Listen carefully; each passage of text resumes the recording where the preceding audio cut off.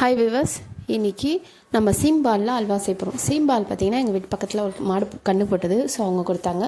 So அதை வச்சு நம்ம இன்றைக்கி அல்வா மாதிரி பண்ண போகிறோம். அதுக்கு சீம்பாலை ஊற்றிட்டு அதுக்கு தேவையான பொருள் பார்த்திங்கன்னா சுக்கு, ஏலக்காய், வெல்லங்க நல்லா இடிச்சுக்கோங்க. வெல்லம், சுக்கு எல்லாத்தையும் நல்லா மிக்ஸ் பண்ணிவிடுங்க. மிக்ஸ் பண்ணிவிட்டு நம்ம என்ன பண்ணணும்னா, நம்ம இட்லி குண்டாவில் தண்ணி சூடு ஏறிட்டு அதில் தட்டு வச்சுக்கோங்க. அதுக்கு மேலே இதை நல்லா கலக்கிட்டு ஒரு தட்டு போட்டு மூடி ஒரு 20 நிமிஷம் ஆவியில் வேக வைங்க.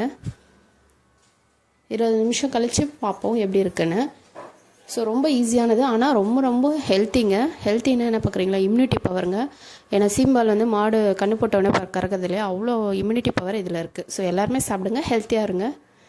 பாருங்கள், ரெடி ஆகிடுச்சு. இதை நான் அந்த கம்பியில் குத்தி பார்க்குறேன்.